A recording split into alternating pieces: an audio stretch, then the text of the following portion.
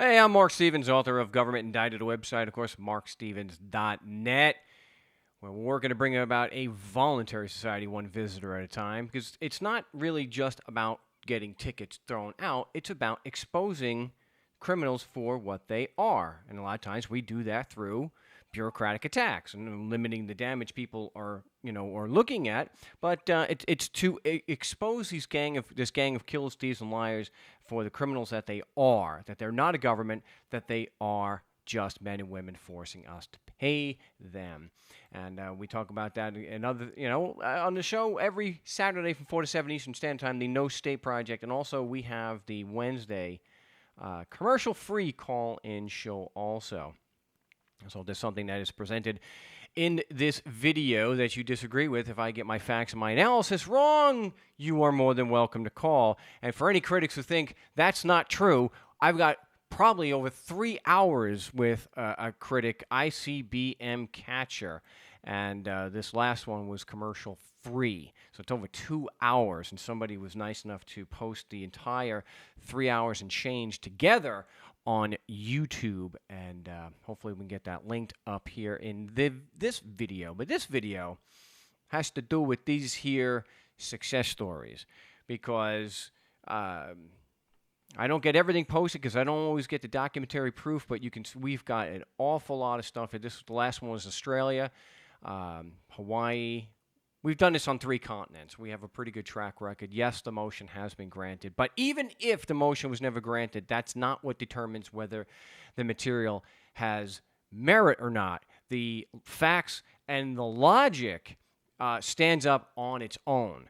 And that is shown by all these tickets that we've had thrown out on 3 continents. So this one is no different. So what we got here is a dismissal.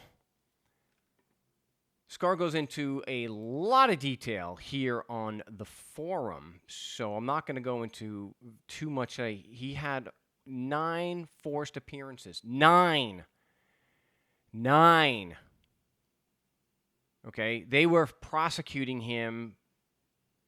They were hell-bent on prosecuting Scar. And so he had actually gotten a judge or 2 recused. And he did file the motion to dismiss. He did file the discovery request and the Brady request. Brady material, for those who may not be familiar, Brady material is extremely important. Brady material is any material that the prosecution is required to have that is material to your innocence, and that is material and relevant to impeaching any evidence or witnesses of the prosecution. So if you have what are called Brady cops, if the cops witness, which is usually a police officer with us, then if he's a habitual liar, then the prosecution is required to provide you that information. By the way, my witness is a Brady cop. He's a liar. So he sent this to me, which was nice. Well, we'll go into what he's saying here, that it was thrown out because the prosecution moved to dismiss. And they're saying that the prosecution failed to give him the name of the police officer that was on the ticket that Scar had already had for almost a year. So they go from prosecuting him over the course of 9 proceedings. They wanted him so bad, they forced him into 9 proceedings. And at the 9th proceeding, the prosecution withdrew or filed their own motion to dismiss on the flimsy excuse that they didn't disclose the police officer's name, when in fact the police officer's name is on the ticket, and Scar had that the whole time. So I'm not buying that. But it was dismissed without prejudice and signed by you see that Photoshop job there? Yeah. It was kicked out on February 13th, 2017.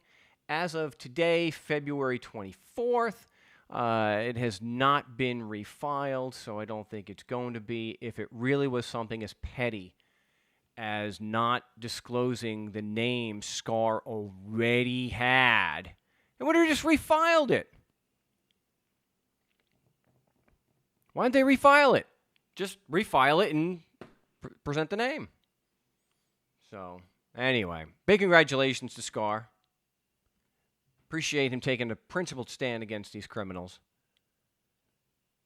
and sticking it out through nine proceedings to get this trash thrown out. I know the critics will say it had, well, Mark, he said, Scar wrote in there, it had nothing to do with the motion. It had nothing to do with his defense. They filed their own motion to dismiss because the prosecution didn't disclose the police officer's name. They had already disclosed the police officer's name. They knew full damn well that the police officer was the witness. He was the one that signed the ticket, and he's the one that started all this stuff. So, yeah, it doesn't hold any water. The fact is, another bogus complaint was thrown out.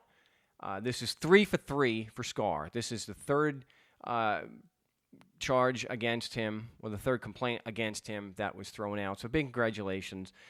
If they had any evidence throughout those 9 forced proceedings, if they had any evidence to give him in discovery, proving that a written instrument from 1910 actually applied to him because he's physically in Arizona, you know what? They would have provided it. And before all the trolls and the critics start howling, evidence is not required because it's a philosophical issue, there's something wrong with you mentally. You're absolutely deluded.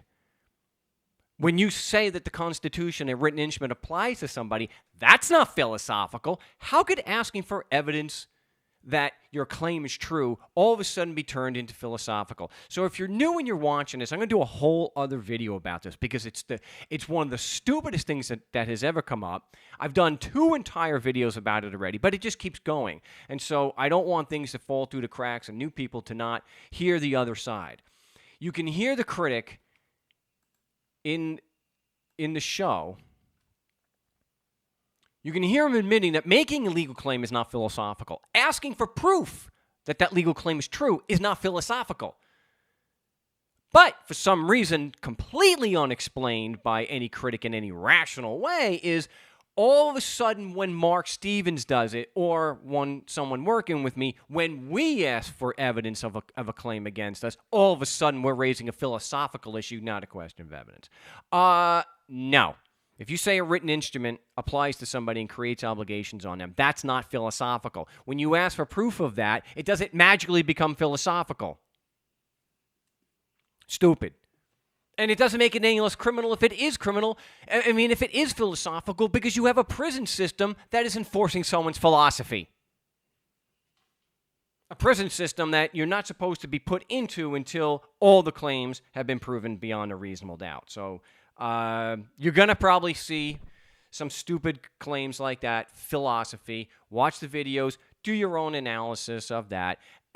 When you make a legal claim against somebody, it is not a matter of philosophy. It's not a matter of theoretical law. It is a practical issue of evidence, and calling it philosophy is just a dishonest way to avoid the cold, hard truth that your argument has no merit whatsoever. Zero. If your argument had merit, you wouldn't try to flip things around and be so dishonest. But if you disagree, you're more than welcome to call into a live broadcast. We do have 4 hours a week that you're welcome to call. I'd love to hear it.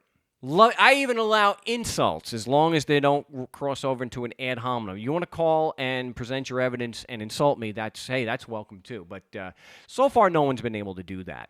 But if you think you've got the evidence that none of my critics have been able to present, including a Supreme Court Chief Justice who can't prove, and he didn't make the philosophy argument either, but if you think you can do what Supreme Court Chief Justices cannot do, give us a call here on the No State Project. Again, my name's Marc Stevens, the website markstevens.com.